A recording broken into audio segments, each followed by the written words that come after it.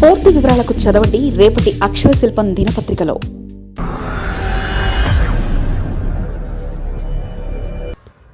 ఆంధ్రప్రదేశ్ ఖజానా పూర్తిగా డొల్లా. ఏపీ సర్కార్ దగ్గర ఫండ్స్ నిల్. ఇప్పటికే చాలా దుర్భరమైన పరిస్థితిలో ఏపీ. ఆంధ్రప్రదేశ్కు రానున్నవి అత్యంత గడ్డు రోజులే.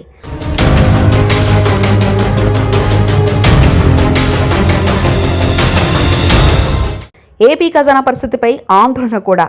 దేశంలో ఏ రాష్ట్రంలోనైనా ఆ రాష్ట్రంలోని ఖజానా ఇతర పరిస్థితులపై ఆధారపడి ఉంటుంది. ఏ సంక్షేమ పథకం అమలు చేయాలన్నా, ఉద్యోగుల జీతం ఇవ్వాల్సిన బాధ్యత ఉన్నా, ఏది చేయాలన్నా సరే రాష్ట్ర ఖజానా నిండుగా ఉండాలి. కనీసం నిండుగా లేకపోయినప్పటికీ ఎంతో కొంత ఖజానాలో నిధులుంటేనే రాష్ట్ర ప్రభుత్వం సక్రమంగా నడుస్తుంది. కానీ ప్రస్తుతం ఏపీ సర్కార్ పరిస్థితి దుర్భరంగా ఉందట. అందులోనూ మరీ దయానీయమైన పరిస్థితులు రానున్న రోజుల్లో వస్తాయన్న అంచనా కూడా నిపుణులు వ్యక్తం చేస్తున్నారు. డిసెంబర్ నాటికి ఆంధ్రప్రదేశ్ ఖజానా పూర్తిగా ఖాళీ అయిపోతుందట.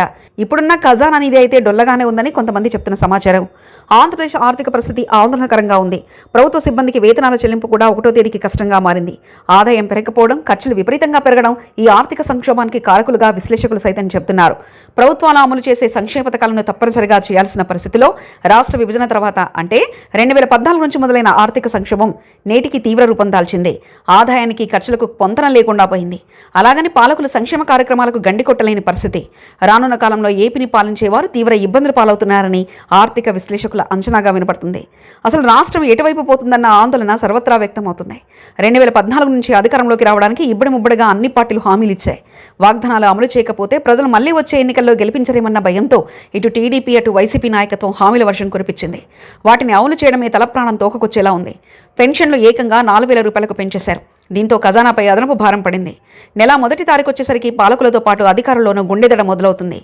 ఏ నెలకు ఆ నెల అప్పులు తెచ్చి సర్ది పెడుతున్నారు. రానున్న కాలంలో ఇది మరింత భారంగా మారనుంది. అది మరింత ఆర్థిక సంక్షోభానికి దారితీస్తుందని అధికారులు అంచనా వేస్తున్నారు. ఇక కేంద్ర ప్రభుత్వం తీసుకొచ్చిన కొత్త జీఎస్టీ విధానం కూడా రాష్ట్ర ఖజానాపై తీవ్ర ప్రభావం చూపిస్తుంది.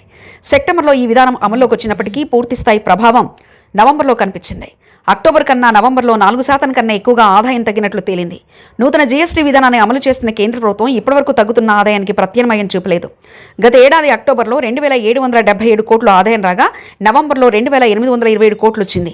ఏడాది అక్టోబర్లో 3,021 కోట్లు రాగా నవంబర్లో కేవలం 2,697 కోట్లు మాత్రమే వచ్చిందని అధికారులు చెప్తున్నారు. ఇక 4.60% తక్కువగా ఉందని తేల్చేశారు.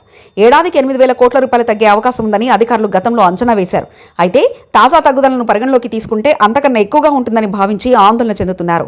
ఇక రాజధాని అమరావతి నిర్మాణ పనుల కోసం కూడా దాదాపు 1,00,000 కోట్ల రూపాయల రుణాన్ని తీసుకొచ్చారు. ఈ భారం కూడా భవిష్యత్తులో ఏపీ ఖజానాపై పడనుంది. వివిధ సంస్థలకు వడ్డీలు చెల్లించాల్సి ఉంది. ఇప్పుడు ప్రభుత్వ సిబ్బందికి వేతనాలు చెల్లించడం కూడా సవాల్గా మారే అవకాశం ఉందంటున్నారు. మరొక వైపు పన్నుల వసూలు సక్రమంగా జరగకపోవడం కూడా ఒక కారణమన్న విశ్లేషణలు వెలువడుతున్నాయి. ఇక అనేక వర్గాల గొంతమ కోరికలు తీర్చాలనుకున్న పాలకులకు సాధ్యపడే అవకాశం లేదు.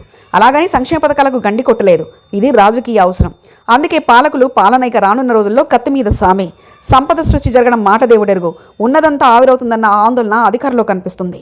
రానున్న కాలంలో ఏపీకి మరింత కష్టాలు తప్పవన్న హెచ్చరికలు వినిపిస్తున్నాయి. మరిన్ని కథనాల కోసం సబ్స్క్రైబ్ చేసుకోండి మీ అక్షర శిల్పం. పూర్తి వివరాలకు చదవండి రేపటి అక్షర శిల్పం దినపత్రికలో.